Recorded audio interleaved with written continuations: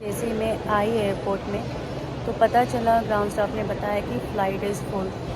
जो लोग सोचते हैं कि कैबिन क्रू बनने के बाद आपको फ्री के टिकट्स मिल जाते हैं, वो भी तो यहाँ देखो गाइस मेरा सारा बढ़िया बिस्तर। और हम लोग के पास और एक एडवांटेजेस होता है, जो हमारे कैप्टन होते हैं पीआईसी, पायलट इन कमांड, उनके पास एक पावर होता है कि अगर आप लोगों को लेओवर चाहिए तो कौन सी एयरलाइन ज्वाइन करनी है। तो मैं आपको ये बोलूँगी, आज पहली बार देखी हूँ बैगेज रैपिंग का भी एरिया है जहाँ आप अपने बैग को इस तरह से रैप कर सकते हो। देखो अब तो नींद के साथ साथ भूख भी लगने लगी। अगर पैसेंजर लास्ट मोमेंट में टिकट बुक करते हैं तो स्टाफ को तो गाइस बोर्डिंग स्टार्ट हो गई है। मैं ना फ़्लाइट मिस करने वाली थी, क्या हुआ था वो मैं आपको। अगर आप लोगों को कम काम चाहिए एंड वर्क लोड भी कम चाहिए एंड सैलरी थोड़ी अच्छी चाहिए तो हे गाइस, कैसे हो आप सब। आई होप कि आप लोग स्वस्थ और बिल्कुल मस्त होंगे। मैं तो स्वस्थ हूँ लेकिन मस्त बिल्कुल भी नहीं हूँ। मेरा पीएल है 7 डेज़ का, तो मैं सोची थी घर जाऊँगी। एंड आज 23 जनवरी है। मॉर्निंग के 3:30 को मैं उठी थी कि मैं टाइम पे एयरपोर्ट पहुंच जाऊंगी और मुझे लगा था कि सीट भी मिल जाएगा, लेकिन गाइस ऐसा बिल्कुल नहीं हुआ। जैसे ही मैं आई एयरपोर्ट में तो पता चला, ग्राउंड स्टाफ ने बताया कि फ़्लाइट इज़ फुल। जो लोग सोचते हैं कि कैबिन क्रू बनने के बाद आपको फ्री के टिकट्स मिल जाते हैं, वो भी इजीली, ऐसा बिल्कुल नहीं है गाइस। बहुत स्ट्रगल करना पड़ता है।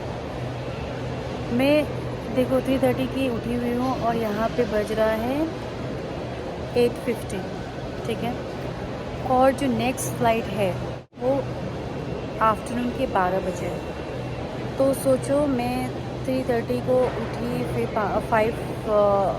5 को नहीं 4:40 को मैं पहुँची थी एयरपोर्ट। उसके बाद से जो मैं बैठी हूँ यहाँ पे, इतना ज़्यादा नींद आ रहा है मत पूछो। किस तरह से नींद को कंट्रोल करके बैठी हुई हूँ और मैं प्रे कर रही हूँ कि 12 बजे वाली फ़्लाइट फुल बिल्कुल भी ना हो। गैस वैसे तो ऑलमोस्ट फुल ही है, उसमें भी 2-4 सीट अभी बाकी है, बट मुझे ना ऐसी धक धक हो रहा है, क्या पता उसमें भी मुझे सीट अगर नहीं मिला तो। और हम लोग के पास और एक एडवांटेजेस होता है, जो हमारे कैप्टन होते हैं पीआईसी, पायलट इन कमांड, उनके पास एक पावर होता है कि अगर क्रू को सीट नहीं मिलते हैं, जो भी स्टाफ ट्रैवल है तो उनको जो सीट अगर पैसेंजर सीट नहीं होती है तो वो जंप सीट, जिसमें क्रू बैठते हैं ना, जो एक्स्ट्रा जंप सीट होती है, तो उसमें हम लोग वेट करके जा सकते हैं। 12 बजे के फ़्लाइट के लिए तो मैं ऑलरेडी कैप्टन को मैसेज कर दी हूँ जंप सीट अप्रूवल के लिए। अगर वो अप्रूव कर देते हैं तो मुझे जंप सीट मिल जाएगी और मैं बैठ करके जा सकती हूँ। और अगर इस फ़्लाइट में नहीं होता है गाइस तो मैं पीजी चली जाऊँगी, क्योंकि रात भर नहीं सोई, अब दिन भर भी नहीं सोऊंगी तो कैसे मैं, मतलब मेरा हेल्थ ख़राब हो जाएगा, तो इतना ज़्यादा रिस्क नहीं ले सकती। तो यहाँ देखो गाइस मेरा सारा बढ़िया बिस्तर। 2 बैग यहाँ है और एक बैग यहाँ पे है गाइस। बैठी हुई हूँ मैं कब से। मेरे शूज़ देखो कौन कहाँ है पता ही नहीं चल रहा। बैंगलोर एयरपोर्ट का इंटीरियर ना मुझे बहुत ही ज़्यादा पसंद है गाइस। इसे देख करके टाइम आपका किस तरह से स्पेंड हो जाएगा पता भी नहीं चलेगा। और यहाँ पे देखो गाइस, मैं आज पहली बार देखी हूँ बैगेज रैपिंग का भी एरिया है जहाँ आप अपने बैग को इस तरह से रैप कर सकते हो। देखो तो अच्छा है, बट हाँ चार्जेस है, कितना क्या है उतना तो मुझे नहीं पता, बट बहुत लोग आ रहे हैं और बैग रैप करा के जा रहे हैं। और सेफ़ भी होता है, अगर आपका छोटा सा बैग है, कुछ इम्पोर्टेंट सामान है उसमें, तो अच्छे से रैप कर लो, सेफ़ रहेगा। मैं ना हर 2 मिनट में फ़्लाइट लोड चेक कर रही हूँ। यहाँ पे देखो गाइस, टोटल पैसेंजर 169 है, पहले 164 था और अभी 5 पैसेंजर्स आ गए। देखते हैं क्या होता है, घर जाती हूँ या फिर पीजी जाती हूँ, ये तो बस लोड ही डिसाइड करेगा। अब तो नींद के साथ साथ भूख भी लगने लगी। लोग सोच रहे होंगे कि इतने टाइम से ये यहाँ पे बैठे क्यों हैं। क्या कह सकते हैं गाइस, भूख लग रही है, बट आपको पता ही है एयरपोर्ट का खाना इतना ज़्यादा एक्सपेंसिव होता है। बट क्या कर सकते हैं, अगर ज़्यादा लग जाएगी तो खा लेंगे। देखो गाइस किस तरह से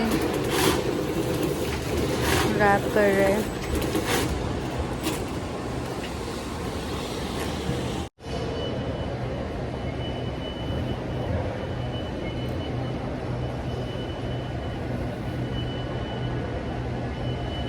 Two hours later.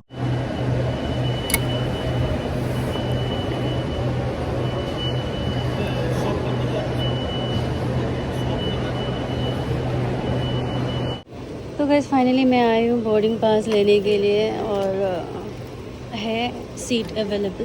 तो सॉरी विंडो की हाँ फाइन फाइन थैंक यू। तो गाइस इस बैग को दे देती हूँ मैं चेक इन के लिए, बोर्डिंग पास ले लेती हूँ, उसके बाद चलते हैं गेट की तरफ। हो रहा बैग जा रहा है गाइस। मेरा गाइस फाइनली अब मैं जा रही हूँ। आई होप कि फ़्लाइट बोर्ड करने के बाद ऑफलोड ना हो जाऊँ। बोर्डिंग पास मिलने की खुशी तो है गाइस, लेकिन क्या होता है तब तक डर बनी रहती है जब तक फ़्लाइट टेक ऑफ ना हो जाए, क्योंकि अगर पैसेंजर लास्ट मोमेंट में टिकट बुक करते हैं तो स्टाफ को ऑफलोड भी कर दिया जाता है। तो अभी भी डर बना हुआ है जब तक मैं टेक ऑफ ना हो जाऊँ। मैं अच्छे से खुश भी नहीं हो सकती गाइस। ये रहा स्टाफ चेकिंग काउंटर में आ चुकी हूँ, बट मेरी लक देखो यहाँ पे ट्रे अवेलेबल नहीं है। ये मेरे साथ ही क्यों हो रहा है गाइस, एक वहाँ पे और एक उसको भी ट्रे पे ही डालना है, ट्रे यहाँ पे नहीं है। तो ये रहा मैं बोर्डिंग गेट पे आकर के वेट कर रही हूँ। अभी टाइम हो रहा है 10:50 पकड़ लो, ठीक है। तो गैस अभी भी 1 घंटा बाकी है, 1 घंटा नहीं बाकी है, 12 बजे तो टेक ऑफ ही होंगे, 11:30 तक बोर्डिंग स्टार्ट हो जाएगी। तो गैस एक बैग तो अपने देखा मैं चिकन के लिए दे दी हूँ, तो अभी थोड़ा बहुत कन्वीनियंट है, नहीं तो ना दोनों हाथ में दोनों बैग लेके गए बहुत ही मुश्किल हो रहा था। बोर्डिंग गेट में बैठ के भी मुझे डर लग रहा है कि मैं आज गुवाहाटी जा पाऊँगी या नहीं, पता नहीं। और गाइस मेरा प्लानिंग था कि सरस्वती पूजा सेलिब्रेट करने का, बट वो भी नहीं हो पाया, कुछ भी नहीं हो पाया, क्योंकि आज ही है सरस्वती पूजा, वो भी ख़त्म हो जाएगा जब तक मैं पहुंचूंगी। तो गाइस बोर्डिंग स्टार्ट हो गई है। मैं ना फ़्लाइट मिस करने वाली थी, क्या हुआ था वो मैं आपको बैठ के आराम से बताऊंगी। रिपब्लिक डे के लिए बैग यहाँ पे भी चेक होना स्टार्ट हो गया है।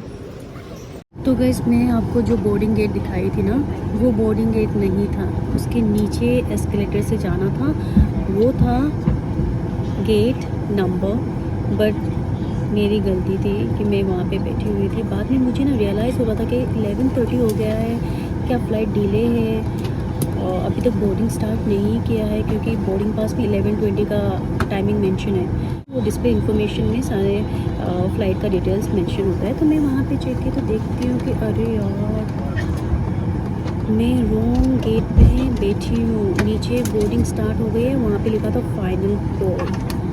मैं डर गई थी कि फाइनल कॉल, तो मैं नीचे फटाफट गई और देखी कि बोर्डिंग स्टार्ट हो गया था। लास्ट हम बचे हुए थे, जो जोन वाइज में जा रहा था, तो जोन 1 मेरा था, तो जोन 1 ही बचा हुआ था। थैंक गॉड कि मैं उठी और एक बार मैं स्क्रीन में चेक की, नहीं तो आज ये फ़्लाइट मतलब आज मैं जा ही नहीं पाती। फाइनली मैं गुवाहाटी जा रही हूँ गाइस, अब मुझे कोई नहीं रोक सकता गुवाहाटी आने से। बहुत ही सी तो कोई बात।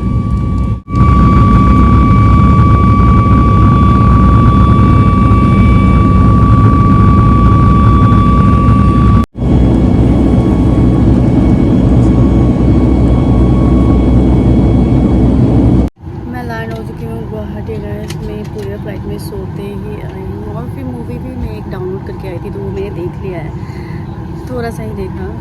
और चलो अब हम लोग डिप्लेन होते हैं, कैब बुक करते हैं, फिर थोड़ी बहुत बातें आपसे करेंगे। ये बोइंग की फ़्लाइट है गाइस, वहाँ पे देखो वो बिज़नेस क्लास है, और ये इकॉनमी क्लास है। तो अभी डिप्लेनिंग हो रही है और मैं आ गई हूँ कोच में। तो गाइस अभी मैं अपना लगेज कलेक्ट करूँगी। वैसे मैंने प्रायोरिटी टैग लगाया था, इस वजह से जल्दी से आ गया। चलो अब मैं ब्लॉग शूट नहीं करूँगी गाइस, कैब में बैठूँगी उसके बाद कंटिन्यू करूँगी। तो अभी मैं कार में बैठ चुकी हूँ और अभी मैं जा रही हूँ लोगों को। मैं जैसे गुवाहाटी लैंड हुई ना, इमोशनल हो गई। मैं सच बता रही हूँ, बहुत ही ज़्यादा। ये जो सेक्टर है ना, गुवाहाटी वाले सेक्टर, पहले हम लोग करते थे एयरबस वाले, बट अभी बोइंग वाले कर रहे हैं। तो मैं उतना बोइंग क्रू को नहीं पहचानती थी, तो मैं बस चुपचाप सो रही थी। बट हाँ, जो सीनियर क्रू थी उनको मैं पहचानती थी। तो मैंने बोला कि कुछ खाना है, तो फिर उन्होंने ऑफ़र किया खाना वाना, तो मैं खा करके थोड़ा टाइम सोई। और गाइस आप लोग जानना चाहते थे कि अगर आप लोगों को लेओवर चाहिए तो कौन सी एयरलाइन ज्वाइन करनी है। तो मैं आपको ये बोलूँगी, अगर आप लोग लेओवर के लिए एयरलाइन ज्वाइन करना चाहते हो तो इंडिगो करो, क्योंकि ना आजकल बहुत ही ज़्यादा डेस्टिनेशन उन लोगों ने अनलॉक किया है। तो बहुत सारी अपॉर्चुनिटी है एंड वर्क प्रेशर बहुत ही ज़्यादा है, ठीक है। अगर आप लोगों को कम काम चाहिए एंड वर्क लोड भी कम चाहिए एंड सैलरी थोड़ी अच्छी चाहिए, तो एयर इंडिया एक्सप्रेस बेटर है, ठीक है। देखो, जो बोइंग क्रू है ना, उन लोगों को फ्लाइंग आवर्स कम मिलते हैं एंड जो एयरबस के क्रू है तो उन लोगों को फ्लाइंग आवर्स थोड़े अच्छे मिल जाते हैं। तो मेरा एक्सपीरियंस तो अच्छा है एंड सैलरी वाइज भी अगर मैं बोलूँ तो अच्छी है। तो ये आप पे अब डिपेंड करता है आप कौन सी एयरलाइन ज्वाइन करना चाहते हो। बट हाँ, आपकी ये क्वेश्चंस थी, तो मैं चाहती थी कि किसी एक वीडियो में ये डाउट आप लोगों का क्लियर करूँ और आप लोगों को मैं गाइड करूँ कि कौन सी एयरलाइन ज्वाइन करनी चाहिए। तो मैं आपको बता दी हूँ डिफरेंसेस, बाकी आपकी चॉइस। एंड अभी भी अगर कुछ भी क्वेरी हो, ठीक है, कैबिन क्रू रिलेटेड, आप मुझे इंस्टाग्राम में डीएम कर सकते हो या फिर कमेंट सेक्शन खुली है, कमेंट कर सकते हो गाइस।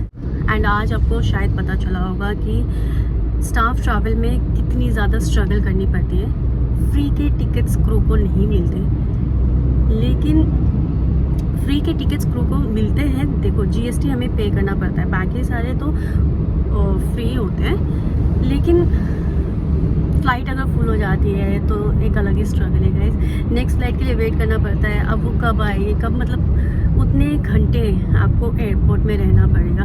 या फिर आप घर भी जा सकते हो, लेकिन मैं नहीं गई क्योंकि मुझे आज गुवाहाटी आना ही था, तो इस वजह से मैं एयरपोर्ट में ही वेट की। एंड फाइनली हैप्पी हूँ कि मैं पहुँच गई। तो गाइस कैसा लगा ये व्लॉग कमेंट में बताना। मिलते हैं आप लोगों से नेक्स्ट व्लॉग में। Till then take care and never ever give up.